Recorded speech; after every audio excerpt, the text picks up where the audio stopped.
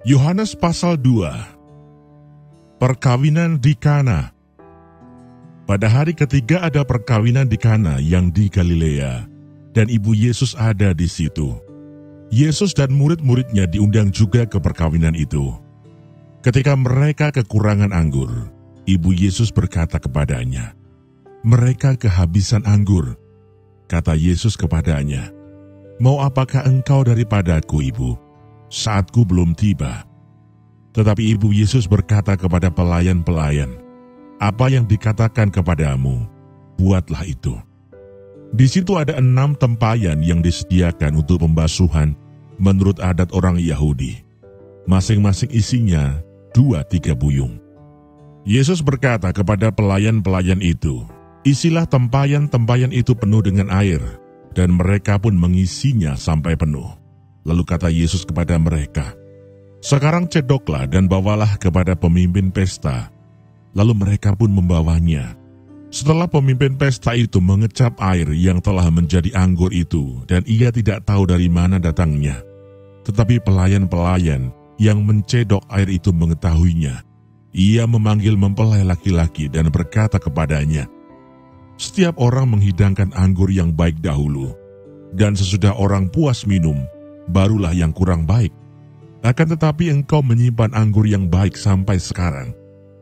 Hal itu dibuat Yesus di Kana yang di Galilea sebagai yang pertama dari tanda-tandanya, dan dengan itu ia telah menyatakan kemuliaannya, dan murid-muridnya percaya kepadanya.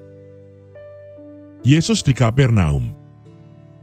Sesudah itu Yesus pergi ke Kapernaum bersama-sama dengan ibunya dan saudara-saudaranya dan murid-muridnya, dan mereka tinggal di situ hanya beberapa hari saja.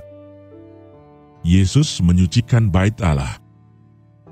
Ketika hari raya Paskah orang Yahudi sudah dekat, Yesus berangkat ke Yerusalem.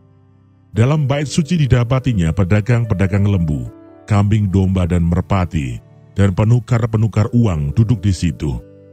Ia membuat cambuk dari tali, lalu mengusir mereka semua dari bait suci dengan semua kambing domba dan lembu mereka. Uang penukar-penukar dihamburkannya ke tanah, dan meja-meja mereka dibalikannya. Kepada pedagang-pedagang merpati ia berkata, "Ambil semuanya ini dari sini. Jangan kamu membuat rumah Bapakku menjadi tempat berjualan." Maka teringatlah murid-muridnya bahwa ada tertulis, "Cinta untuk rumahmu menghanguskan aku." Orang-orang Yahudi menantang Yesus katanya, "Tanda apakah dapat engkau tunjukkan kepada kami bahwa engkau berhak bertindak demikian?" Jawab Yesus kepada mereka, "Rombak bait Allah ini, dan dalam 3 hari aku akan mendirikannya kembali." Lalu kata orang Yahudi kepadanya, 46 tahun orang mendirikan bait Allah ini, dan engkau dapat membangunnya dalam 3 hari. Tetapi yang dimaksudkannya dengan bait Allah ialah tubuhnya sendiri. Kemudian sesudah ia bangkit dari antara orang mati, barulah teringat oleh murid-muridnya bahwa hal itu telah dikatakannya, dan mereka pun percayalah akan kitab suci dan akan perkataan yang telah diucapkan Yesus. Dan sementara ia di Yerusalem selama hari raya Paskah, banyak orang percaya dalam namanya, karena mereka telah melihat tanda-tanda yang diadakannya. Tetapi Yesus sendiri tidak mempercayakan dirinya kepada mereka, karena ia mengenal mereka semua, dan karena tidak perlu seorang pun memberi kesaksian kepadanya tentang manusia, sebab ia tahu apa yang ada di dalam hati manusia.